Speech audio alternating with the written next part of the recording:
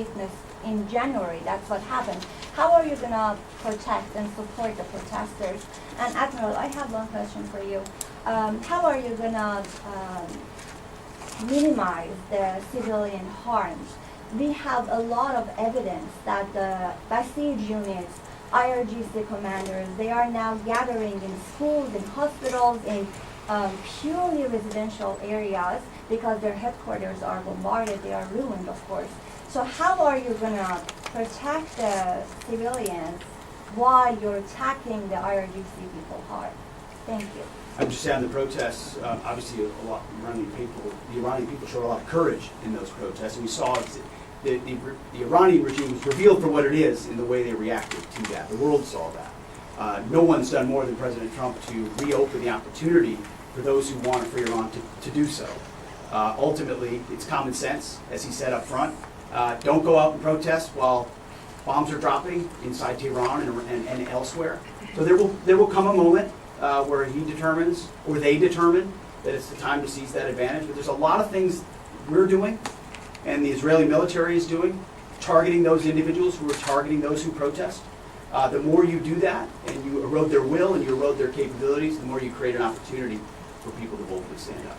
Yeah, I would just reinforce the point, we're targeting the people, or we're targeting the headquarters and the people who are targeting the protesters, first and foremost. I'd also just double down on the president's comments that he previously made to the people. Stay in your homes, keep things calm, stay out of the way. There's a lot of U.S. and Israeli capacity coming over. We're hitting a lot of targets. The best thing for them to do for right now is just to lay low. Right here. Mr. Secretary, one common outcome of American military action in the past has been taking in thousands of refugees into the American homeland, and I'm wondering if there's any safeguards put in place to make sure that the American people aren't having to have another wave of refugees from the Middle East or anywhere else come and stay here. I think it's safe to say there's no plan for a wave of new Middle Eastern refugees to the United States of America. I think, as the President has pointed out for a long time, there are a lot of countries in the region who would be capable of providing that kind of support if need be, but that's certainly not something we're planning on. Yeah, back with. Yes, sir. Michael in Washington Times. I wanted to ask, I know, Semper Gumby is always a truism in the military. Did the British decision to refuse Diego Garcia have any impact on the mission itself? Did you have to adjust, or were you able to just completely, go with the mission without even worrying about that? Well, as the President stated, it was unfortunate that that the Brits didn't, from day one, say, "Hey, go ahead and have access." But we got there. We got there, and that's now part of the way that we're operationalizing bomber runs. And it's part of when we say more to come. It's more fighter squadrons, it's more capabilities, it's more defensive capabilities, and it's more bomber pulses more frequently. The amount of firepower over Iran and over Tehran is about to surge dramatically, and part of it is that we're going to have even more basing, and it's not just the UK. We've had other friends step up, and we're grateful for that. Maybe one more right here. Yeah, the Azeri president earlier today basically authorized his Minister of Defense to begin preparing troops for some type of retaliatory action after the airport strike. Has the Department of War and CENTCOM been working on deconflicting with the Azeri if they were to move in or attempt something in retaliation?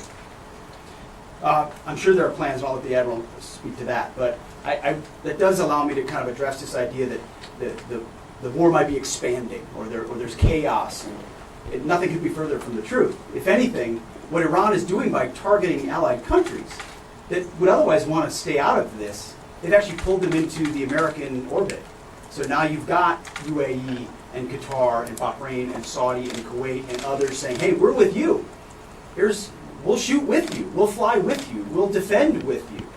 We'll allow you more basing," and other a lot of which we can't talk about and won't talk about. But it's actually firming up the unity of the resistance in order to focus exactly where we need to. So this idea that it's expanding or going, it's actually simplifying it in a number of ways, exactly what we need to achieve and how we'll achieve it. I don't know if you I won't get ahead of policy in terms of what we might do. What I will point out is this is now the 12th country that Iran has attacked. 12 countries, and it goes right back to the Secretary's point. Those 12 countries are none too happy, and I look forward to working with all the partners who are willing to join us in this. Mr. I would just close by Secretary, saying, Mr. Secretary, one more question.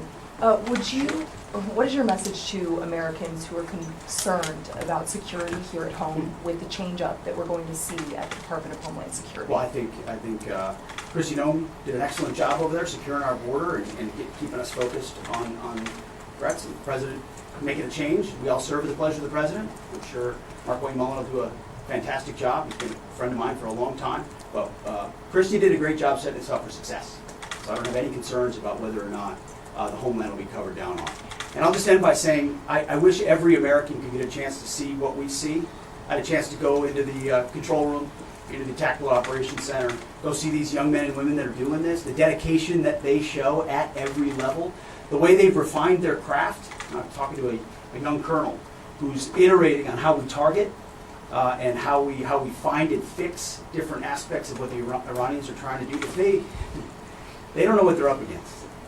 And if they think they've got it solved for, they're wrong. And ultimately, the combination of our ingenuity, the skill, the professionalism, the discipline, and then the sheer weight of the capabilities of the U.S. military, what you're going to see may look routine. It may start to be like, oh, another boat, oh, another launcher, oh, another drone facility. What it takes to do this with the precision that we do is world-class. No one else can do it. And it's world-class Americans. Like the ones I saw here, like the ones that are coming home that we're going to greet home, that are the engine of what makes our country great. And so I'm so grateful for folks like those here at CENTCOM and Central Command who are under your command. Thank you for your decisive leadership. And all I'll say to you is what I say to them, keep going. Because the President and myself, we have your back. Thank you, Evan. Appreciate it. Thanks very much. Couple more. Mr. Secretary, how is this operation going to ensure Iran never gets a nuclear weapon? अमरीकी CENTCOM में Iran पर हमलों से मुतालिक briefing. अमरीकी वजीर जंग पीट हेक्सेथ भी मौजूद थे। ईरान के ड्रोन हमलों में 86% तक कमी आई है। ईरान के मजीद 2 बहरी जहाज़ों को तबाह कर दिया गया। ईरान के बैलिस्टिक मिसाइल हमले 90% कम हो गए, ऐसा कहना है अमरीकी कमांडर का। जबकि अमरीकी वजीर जंग का कहना है कि जंग की टाइमलाइन हमारा है और सिर्फ हमारा। हमारे हथियार और गोला बारूद मुकम्मल मिकदार में मौजूद हैं। ईरान की गलतफहमी है कि अमेरिका तवील जंग नहीं लड़ सका। ईरान के मवाजना स्पेस कमांड सेंटर को भी निशाना बनाया। अगले मरहले में ईरान की मिसाइल पैदावार की सलाहियत मुकम्मल ख़त्म कर देंगे। अब तक 30 से ज़ायद ईरानी जहाज़ तबाह या डुबो दिए गए। अमेरिका ईरान में फ़ौजी अहदाफ को मज़ीद वुसअत नहीं दे रहा। अमेरिका में मशरिक़ वस्ता के पनाह गुज़ीनों की नई लहर के लिए कोई मंसूबा नहीं, ऐसा कहना है पीट हेक्सेथ का। आपको आगाह करे हैं, अमेरिकी सेंटकॉम में ईरान पर हमलों से मुतालिक ब्रीफिंग दी गई।